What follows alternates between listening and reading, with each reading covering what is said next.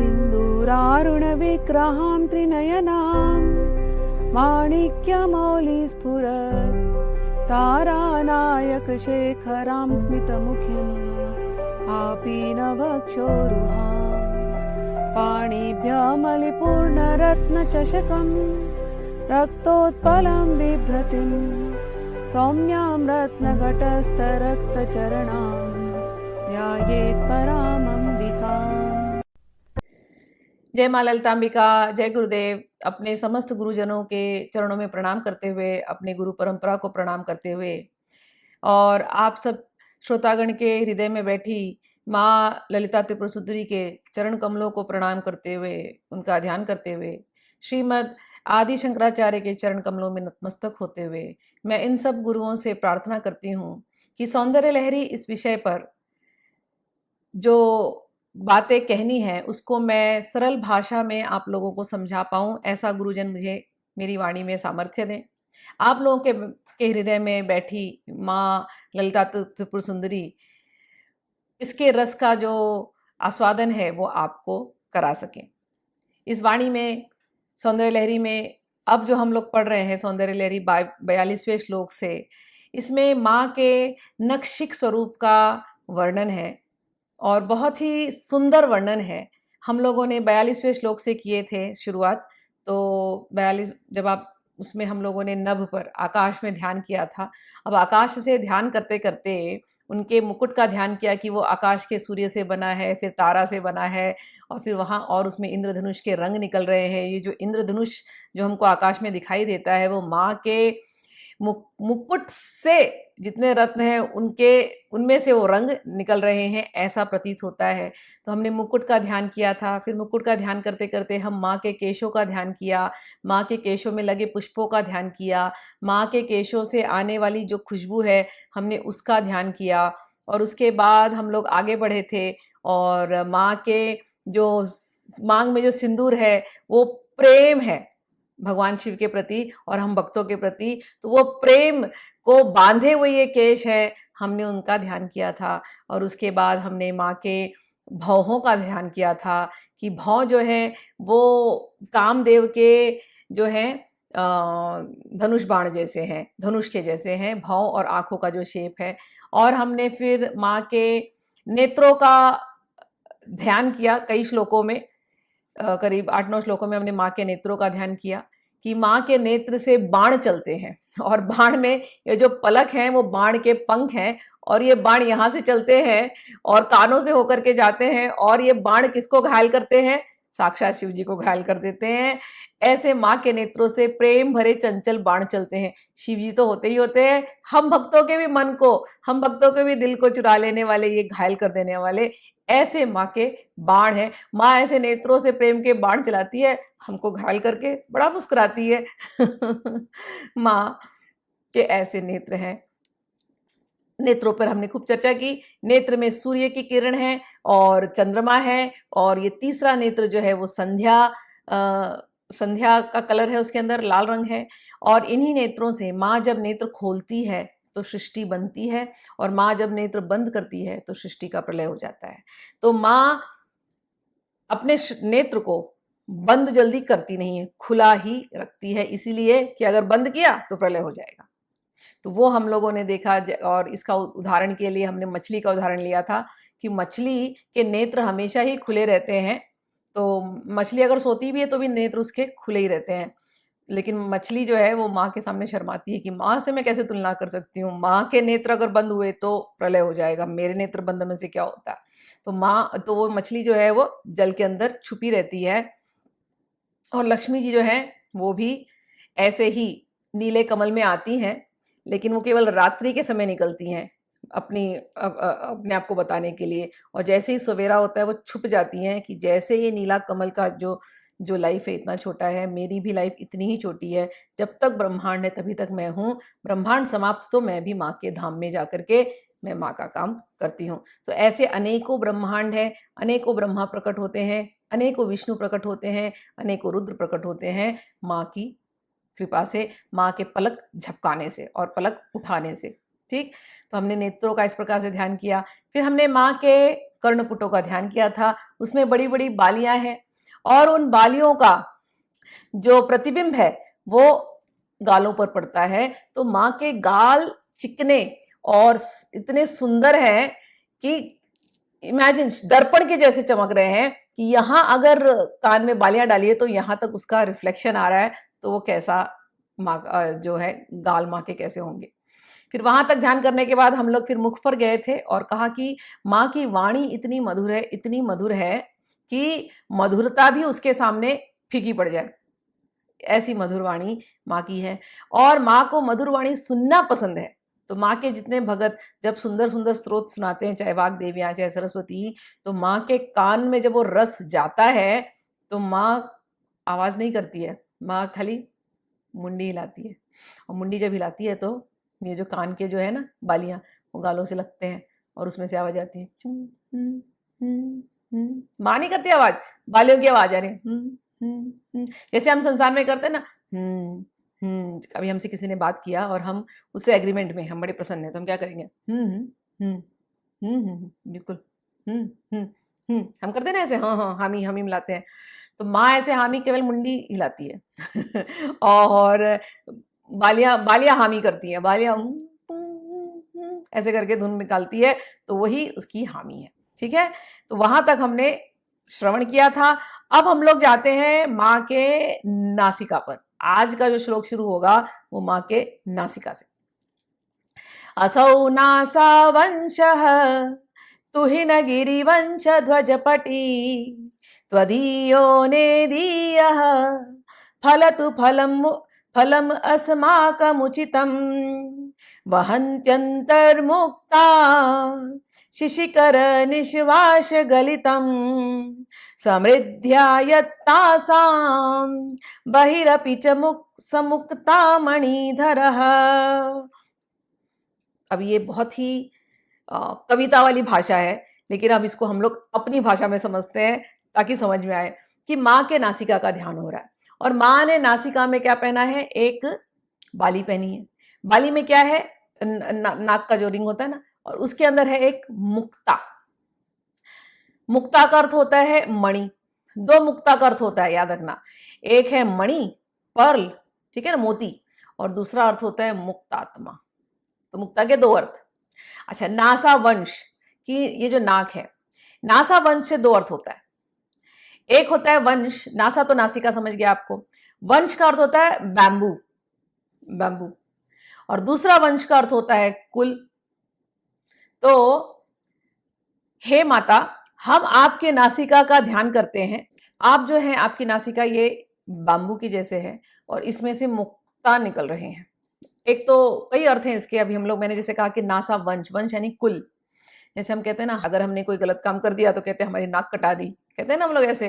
तो नाक से वो वंश का जो प्राइड, जिसको हम कहते हैं ना सम्मान, ये तो माँ के नाक से, नासिका से कह रहे हैं कि उसके ऊपर ध्यान करते करते इतने मुक्ता निकल रहे हैं कि एक मुक्ता तो बाहर आपके दिखाई दे रहा है नथनी में। तो मुक्ता यानी आपका नासिका का ही ध्यान करते करते कितने मुक्तात्मा आपके वंश में निकल रहे हैं। कहने का अर्थ है जितने माता के भक्त हैं, जितने माता के भक्त हैं, वो सब ये मुक्त आत्मा है। तो हम माँ के वंशज हैं और हम मोती के समान हैं, ऐसा यहां पर एक भाव आता है। दूसरा भाव, मुक्ता यानी मोती। अब उसको हम समझते हैं कि बाम्बू में मोती, कि माँ आपका जो नाक है वो बाम्बू जैसा है और उसमें से मोती निकल रहे हैं, और एक मोती तो मुझे क्लियर कट दिखाई दे रहा है आपके नथनी में। तो एक्चुअल में क्या होता है, बैम्बू जो होता है, बैम्बू जब बैम्बू प्लांट, ठीक है ना, जब वो बहुत पुराना हो जाता है तो उसके अंदर सच में ऐसा कुछ रेजिन होता है या क्या होता है, वो धीरे धीरे इतना स्ट्रांग हो जाता है कि वो मोती बनने लगते हैं। और पुराने बैम्बू में से ऐसे अलग अलग थोड़े हरे रंग के और थोड़े से और अलग रंग के मोती निकलते हैं, बैम्बू के मोती। और ये मोती बहुत ही, इनके तंत्र में इनके बहुत प्रयोग बताए गए हैं धन के लिए। तो बैम्बू पर्ल्स कहते हैं। ये जो मोती होते हैं बैम्बू के, इनको पूजा में रखा जाता है, इसमें जैसे धन आकर्षण के लिए, और आपके घर में कुछ नेगेटिविटी हुई है, तंत्र बाधा हुई है, तो उससे दूर करने के लिए ये बैम्बू के पर्ल्स, ये बहुत रेयर चीज़ है, अगर मिलेगी तो आप लोगों को कहीं तो रख लेना घर के अंदर।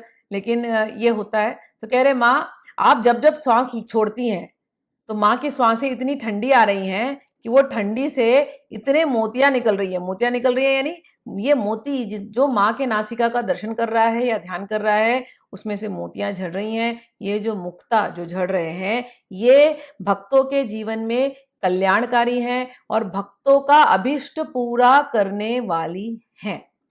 तो इसमें जो मेडिटेशन आता है कि माँ के नासिका का ध्यान और माँ ने जो नथनी पहनी है उसका ध्यान, उस नथनी में मुक्ता का ध्यान, और मुक्ता का ध्यान करते करते आपके सारे अभिष्ट की पूर्ति होती है और आपको मुक्ति भी मिल जाती है।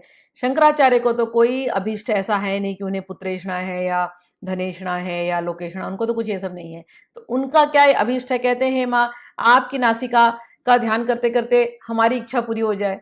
तो शंकराचार्य की क्या अभिप्राय हो सकता है ये नथ की मोती को देख करके? उनका एक ही अभिप्राय है, उनका एक ही इच्छा है कि जितने माँ के भक्त हैं उनकी इच्छा पूरी हो। तो परोपकार यही उनके अंदर भाव है। तो उस भाव से उन्होंने नासा मुक्ता का जो है प्रार्थना किया है। आगे बढ़ते हैं। 62 प्रकृत्या रक्तायास तव सुदति दंत छदरुचे प्रवक्ष्ये सादृश्यम जनयतु फलम विद्रुमलता न बिंबम तद्बिंबम प्रतिफल नारागत अरुणितम तुलामध्यारोढुं कथमिव विलज्जेत कलया। अब यहाँ पर जो है माता के दांतों का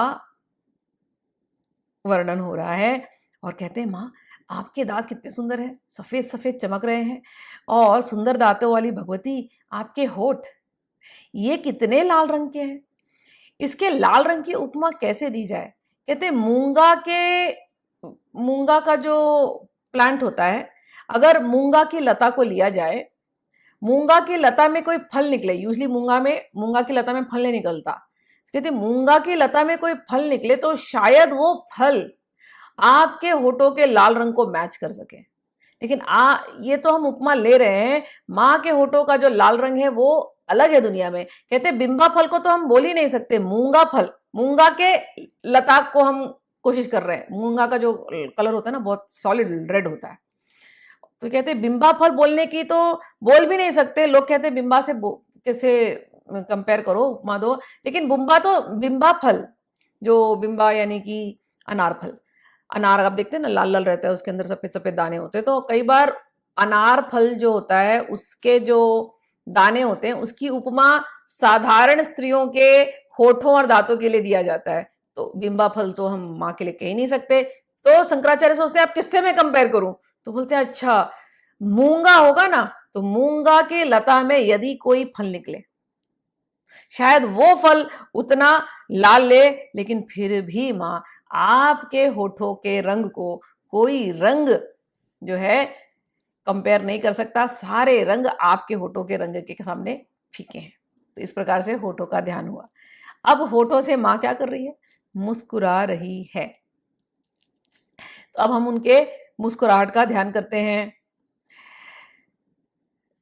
स्मित ज्योत्स्नाचालम तव वदन चंद्रस्य पिबताम चकोराणामासित अतिरसतया चंचु जडिमा अतस्ते सीतांशो अमृत लहरीम आम्ल रुचयः पिबन्ति स्वच्छंदम निशि निशि वृषम कांजिक धिया। कह रहे हैं हे मां, जब आप मुस्कुराती हो तो मां मुस्कुराई तो दांत चमक उठते हैं। दांत चमक उठे, दांत ऐसे चमकते तो लगता है जैसे चांदनी बिखेरे जा रहे हो आप। तो जब आप मुस्कुराती हो तो एक तो होता है कि चांदनी बिखर गई है, तो इतने सुंदर लगते हैं, और दूसरा मिठास, मधुरता, इतनी मधुरता आती है। तो जब आप मुस्कुराते हो तो चांदनी दिखाई देने लगती है। तो जितने चकोर पक्षी हैं, चकोर पक्षी का एक गुण होता है वो चंद्रमा को देखता है, उसको चंद्रमा का अमृत चाहिए होता है चकोर को। चकोर जब चंद्रमा निकलता है ना तो उसी को देखेगा। तो यहाँ कहते हैं जब माता मुस्कुराती है, माँ मुस्कुराती है, तो चकोर साथ जितने चकोर पक्षी है ना वो सब माँ को देखने लगते हैं, और माँ उनको लगता है अभी चांद उग गया है, और माँ को देख रहे हैं तो माँ से मधुरता जो निकली है, पीते पीते पीते पीते ऐसा लगता है चकोरों को अरे बहुत मिठास आ गया मुंह के अंदर। और बहुत मिठास आने के बाद क्या होता है, मुंह के जो स्वाद है ना वो खत्म हो जाता है। तो ये चकोर पक्षियों ने इतना मिठास लिया कि अब मुंह का स्वाद खत्म हो गया उनके। तो अब वो सोच रहे हमारे मुंह में दूसरा स्वाद तो आए, तो दूसरा स्वाद कैसे ले आए। तो वो थक करके ना फिर वो जाकर के चंद्रमा को देखते हैं कि चंद्रमा की चांदनी लिया जाए, चंद्रमा का मिठास लिया जाए, अरे कम से कम हमारे मुंह में मीठापन तो आए।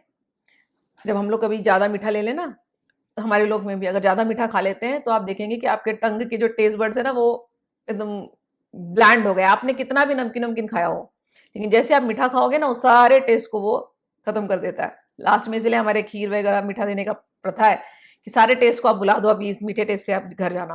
तो यहाँ पर वही बात है कि माँ की मधुरता इतनी अच्छी है कि चकोर पक्षी भूल जाते हैं और कोई मधुरता है, फिर अपने जबान की जो मधुरता को कम करने के लिए वो जाते हैं चांद को देखते हैं, और चांद की जो मधुरता है वो आपकी मधुरता के सामने बिल्कुल खट्टी है। और रोज रात को ये जो चकोर पक्षी है चांद को देखते हैं क्योंकि अपनी जो मिठास उन्होंने ली है उसको कम करने के लिए। तो ऐसी माँ की मुस्कुराहट है, इतनी सुंदर मुस्कुराहट।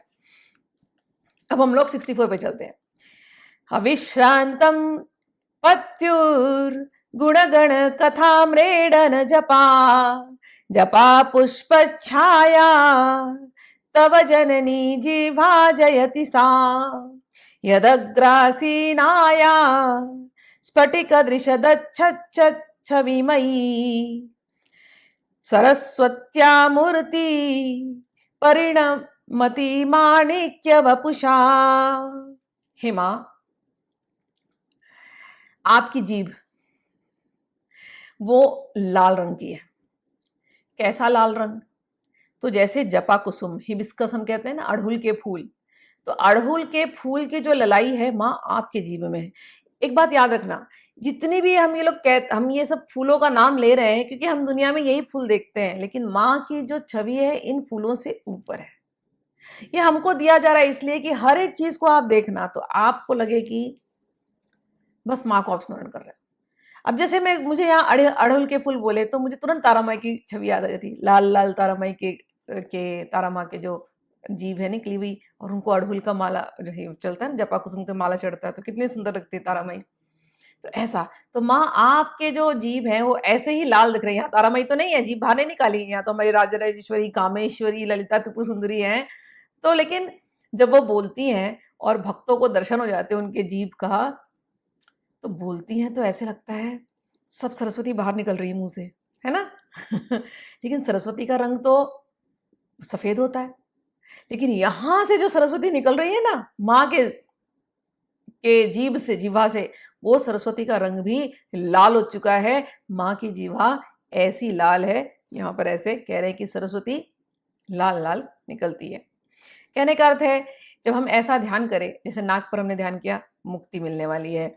और जब हम माँ के मुस्कान का ध्यान करते हैं तो जीवन आनंद से भर जाने वाला है। जब हम माँ के जीवा पर ध्यान करते हैं तो हमें वैसा हमारी वाणी हो जाएगी, इतनी सुंदर प्रेम भरी वाणी हमारी हो जाएगी। हमारा पूरा जो है चरित्र ही पूरा बदल जाएगा जब हम माँ के एक एक अंग पर ध्यान करते हैं। चलिए अब आगे चलते हैं 65 पर।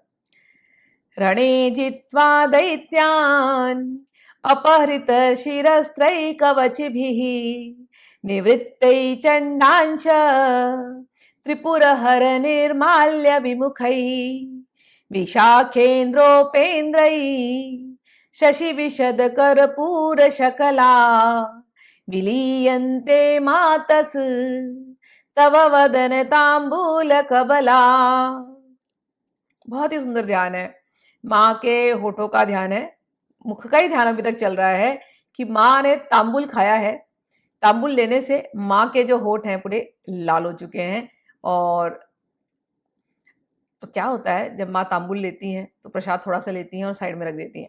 तो कह रहे हैं यहाँ पर उन्होंने कि जब बड़े बड़े सैनिक जैसे कि इंद्र, उपेंद्र और ये लोग जब आए आपके सामने, जब वो लड़ाई हुई थी भंडासुर की लड़ाई, या कभी भी इतने राक्षसों के साथ, इतने असुरों के साथ लड़ाई तो होती रहती देवताओं की, जब देखो तब स्वर्ग के लोग असुरों से लड़ते रहते हैं। तो जब ये लोग लड़ते हैं स्वर्ग के लोग, फिर जब वो जीत जाते हैं तो ये तो सब आपके ही अंश हैं, तो आप ही के बच्चे हुए। तो जीत जीत के जब आते हैं, भैया हम लोग आ गए, असुरों को हमने हरा दिया, जैसे ही वो आते हैं, आ करके आपके सामने आते हैं तो आप बड़ी प्रसन्न होती है। अच्छा, और फिर वो अपने अपनी बातें सुनाते हैं, हमने ऐसे लड़ा, हमने वैसे लड़ा, आप ही की शक्ति थी, और माँ बड़ी प्रसन्न होती है। फिर लड़ करके वो लोग थके हुए, तो माँ कहती है अब तो तुम लोग थक गए हो, तो ये अपने कवच वच निकाल लो, नहा धो लो, फ्रेश हो जाओ, मैं तुम लोगों को कुछ खाने को देती हूँ, थक गए होंगे। तो बड़े प्रसन्नता से सब एकदम रेडी हो जाते हैं, माँ जल्दी जल्दी खिलाओ कुछ। और माँ फिर सारी सखियों को बोलती है, सखियां याद करना, कौन है सखिया? आप जैसे भक्त जब ये शरीर छोड़ेंगे, जब वहां माँ के धाम जाएंगे, आप ही ये सेवा करने वाले हैं। वहां पर एक अलग प्यारी सी दुनिया है जहां आप लोग ये सब सेवा करने वाले हैं। तो माँ आप लोगों को देखेगी, आ गए मेरे सारे देवतागण, इनकी सेवा करो, चलो आप लोगों ने धरती में की थी ना, अब चलो इनके लिए भोज बनाओ। तो आप लोग जाएंगे, सुंदर सुंदर थाल लेकर के आएंगे, सारे देवतागण बैठे होंगे और फिर आप उनको भोग देंगे। सारे देवतागण भोग लेने के बाद माँ प्रसन्नता से उनको देखेगी, प्रसन्नता से आपको देखेगी, बड़ा सुंदर माहौल होगा। और फिर कहते हैं यहाँ पर कि सब खा लेने के बाद, हाँ, तो माँ पूछती है आप लोग शिव जी से मिले? तो देवता कहते हैं हाँ हम गए थे, लड़ने के बाद जब हमारी जीत हुई थी, हम पहले शिव जी के पास ही तो गए थे, लेकिन हम वहां गए, हमने सोचा, भूख तो हमको वहीं लगी थी, हमने सोचा हमें कुछ मिल जाएगा वहां पर, लेकिन वो शिव जी का जो चंड है, शिव जी कहे कि अरे मैं आप लोगों को देना तो कुछ चाहता हूं, लेकिन मैं क्या दूं? मेरा जितना निर्माल्य है ये तो ये चंड ले लेता है। तो चंड ने सब ले लिया, मेरे पास तो कुछ है नहीं, मैं तो वैसे ही फक्कड़ हूं। तो तुम एक काम करो, जाओ अन्नपूर्णा के पास जाओ, वही ललिता, वही अन्नपूर्णा, वही राजराजेश्वरी तुम्हारा पेट भरेगी, तुम लोग वहां जाओ। तो हे माँ, हम आपके चरणों में आ गए और अब बहुत अच्छा लग रहा है, लेकिन माँ अभी भी हमारा दिल भरा नहीं। तो माँ बोलती दिल नहीं भरा? क्यों? माँ पेट भर गया लेकिन दिल नहीं भरा, क्यों? माँ वो एक चीज। माँ बोलती क्या चीज? अरे माँ आप मुस्कुरा रहे हो ना, तो जो लाल लाल दिखाई दे रहे ना, वो लालिमा जिससे आई ना, वो चीज चाहिए। माँ बोलती क्या चाहिए? बोले अरे माँ ऐसा खाना खा लिया, उसके बाद तांबुल तो बनता है ना, तांबुल तो देना पड़ेगा कि नहीं? तो माँ बोलती है तांबुल ले आओ। तो ये लोग कहते हैं हम ऐसे कैसे खा सकते हैं? वहां पर शिव बाबा भी आ जाते हैं कि तांबुल का समय आ गया, अच्छा तांबुल शिव बाबा को बोलते हैं आप तांबुल दीजिए। शिव बाबा बोलते हैं अच्छा मैं देता हूँ तांबुल। बोलते नहीं नहीं, ऐसे कैसे आप ऐसे कैसे हम खाएंगे, ये खा के हमारा मन नहीं भरेगा। तो शिव बाबा बोलते तो क्या करना है, पहले आप माँ को दीजिए, माँ की प्रसादी हम लेंगे। तो शिव बाबा वो तांबुल पहले माँ को खिलाते हैं, फिर माँ एक बाइट लेती है, फिर वो तांबुल देवताओं के बीच में आता है, इंद्र लेते हैं, फिर छोटा छोटा छोटा छोटा टुकड़ा करके सारे जितने देवी देवता हैं और जितने वहां के सेवक हैं, सखीगण हैं, सबको फिर तांबुल बांटा जाता है प्रसाद के रूप में। सब देवी देवता, सब सखीगण, सब लोग इसी तांबुल के इंतजार पे रहते हैं, पान के पत्ते के इंतजार में। चलिए अब आगे बढ़ते हैं। विपंचा गायन्ति विविधमपदानं पशुपते, त्वयारब्धे वक्तुं चलितशिरसा साधुवचने, तदीयैर्माधुर्ये अपलर्पिततन्त्रीकलरवां, निजावीणां वाणी निचुलयति चोलेन निभृतम्। तो इसमें कह रहे हैं कि एक बार सरस्वती जी आई और वीणा निकाली और वीणा बजा रही हैं, और बजा बजा के शिव जी ने क्या क्या पराक्रम किए हैं, तो शिव जी के पराक्रम का स्तोत्र वो अपना गाए जा रहे थे वीणा बजा बजा करके। तो अच्छे सुंदर सुंदर स्तोत्र बजा रही हैं, और वहां पर माता भी बैठी थी, तो माँ सुन रही है, माँ बड़े प्रसन्न हो रही है। तो माँ प्रसन्न होते होते, आपको तो पता है, माँ के यहाँ पर वीणा बजता है और यहाँ माँ के कान की बालियां बजती हैं। और जब जब समाप्त हुआ तो जिस धुन में रोका था सरस्वती ने, उसी उसी धुन में माँ ने अपनी वाणी में शिव जी का पराक्रम गाना शुरू कर दिया, शिव जी की स्तुति गाना शुरू कर दिया। और जैसे ही माँ ने शुरू किया गाना, तो सरस्वती जी ने क्या किया, सुना, अरे इतना सुंदर माँ गा रही हैं, तो माँ के गाने के आगे मेरा गाना क्या है, मेरा गाना तो कुछ नहीं है। और सरस्वती जी ने तुरंत अपने वीणा को एक कपड़े में बांधा और वीणा को साइड में कर दिया। कहने का अर्थ है, माँ की वाणी के सामने सरस्वती जी की भी वाणी फीकी पड़ जाती है। अब आगे का श्लोक चलते हैं। कराग्रेण स्पृष्टम तुहिन गिरिणा वत्सलतया गिरीशेन उदस्तम मुहुः अधरपानाकुलतया करग्राहं शम्भो मुखमुकुरवृन्तं गिरिसुते कथं कारं रूमं तव चुबुकम औपम्य रहितम। अब चिबुक का ध्यान, तो हम लोगों ने कहाँ कहाँ का ध्यान किया, मुकुट का ध्यान किया, बालों का ध्यान किया, नेत्रों का ध्यान किया, नासिका का ध्यान किया, होठों का ध्यान किया, दांतों का ध्यान किया, मुस्कुराहट का ध्यान किया, जीभ का ध्यान किया, वाणी का ध्यान किया, गाल का ध्यान किया, पूरे चेहरे का ध्यान करते करते अब चिबुक पे आ गए, चिन्ह। और माँ के चिन्ह में एक ऐसे गड्ढा है, तो कहते हैं, हे माँ, आपके चिबुक में ये जो गड्ढा है, इसका वर्णन कैसे किया जाए, कोई शब्द ही नहीं है। ऐसे लगता है ये गड्ढा तब पड़ा होगा जब आप छोटी सी बच्ची थी और आपके पिताजी ने आपको ऐसे ऐसे ऐसे बड़े प्यार से देखते होंगे, ऐसे मेरी बच्ची करते होंगे, तो उसमें आपके यहाँ पर जो है चिबुक में एक छोटा सा गड्ढा पड़ गया। और आपका जो मुख है वो तो दर्पण जैसे है, इतना सुंदर, इतना चमकता हुआ, और उस ऐसे लगता है जैसे आपके पिताजी ने ये दर्पण, मुख तो दर्पण जैसे है, तो ये हैंडल है, तो ऐसे आपके पिताजी जो है आपके मुख को देखते थे। या जैसी आप बड़ी हुई, जब आपका शिवजी से विवाह हुआ, तो शिवजी भी कभी कभी प्रेमवश आपको देखना चाहते हैं, तो शिवजी भी शायद ऐसे आपको देखते हैं, ऐसे आपका सुंदर सा दर्पण। और कभी कभी शिवजी जानबूझ कर ऐसे ऐसे निहारते हैं, क्योंकि आपके चेहरे में शिव जी को अपनी ही झलक नजर आती है, और क्यों ना हो, आप दिन रात उनके प्रेम में जो डूबी हैं, तो शिव जी भी आपके दर्पण रूपी मुख में अपने मुख का दर्शन करने के लिए और उस प्रेम का आस्वादन करने के लिए बार बार आपको इस प्रकार से देखते हैं, और ऐसे उठा उठा के देखने की वजह से आपके यहाँ पर गड्ढा पड़ गया है। हाँ हाँ, आगे पढ़ते हैं 68। भुजाश्लेषा नित्यं पुरदमयतु कंठकवती तव ग्रीवा धत्ते मुखकमलनालश्रियम्मियं स्वतः श्वेता काला गुरुबहुलजम्बालमलिना मृणालीला नित्यं वहति यददोहारलतिका। हे माँ, आपकी ग्रीवा, जो नेक है पीछे का खास करके, कहते हैं, माँ, ऐसे लगता है आपका चेहरा तो कमल के जैसे है, तो कमल की जो नाल है ना, वो कमल को अगर हम एक डंडा दें, तो कमल हम होल्ड करते हैं ना इसको स्टॉक से, तो वो जो कमल की नाल है वो आपका गला है, और आपका मुख तो कमल जैसे है, और इस पे हल्के हल्के से पीछे जो है, कभी कभी जब शिव जी आपको कंधे से ऐसे पकड़ लेते हैं प्यार से, तो आपको वहां पर हल्की सी जैसे कहते हैं रोंगटे खड़े हो जाते हैं, तो वो रोंगटे खड़े होने वो दिखाई देता है। तो ऐसे लगता है जैसे आपका जो ये गला है वो कमल की नाल जैसे हैं, उसमें वो छोटे छोटे छोटे छोटे बाल हैं, और जब त्रिपुरारी आपको प्यार से जब अपने करीब लेते हैं, तो आपके वो रोंगटे खड़े हो जाते हैं।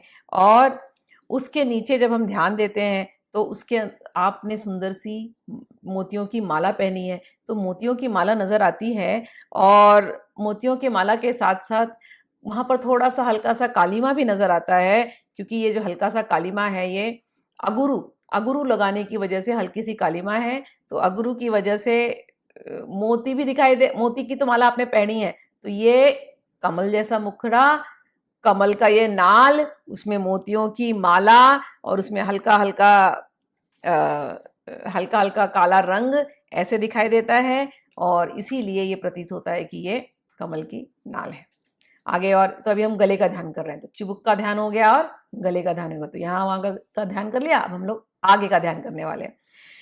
गले गले रेखा तिस्रो गति गमक गीतैक निपुणे विवाह व्यानद्ध प्रगुण गुण संख्या प्रतिभुवः विराजन्ते नाना विध मधुर रागाकर भुवां त्रयाणानां ग्रामाणां स्थिति नियम सीमान इवते। तो हम लोग आगे का ध्यान करते हैं। तो माँ के गले में 3 लाइन है। कहते हैं, हे माँ, ये जो 3 लाइन है ना, इससे समझ में आता है कि आप गीत में कितनी निपुण हैं।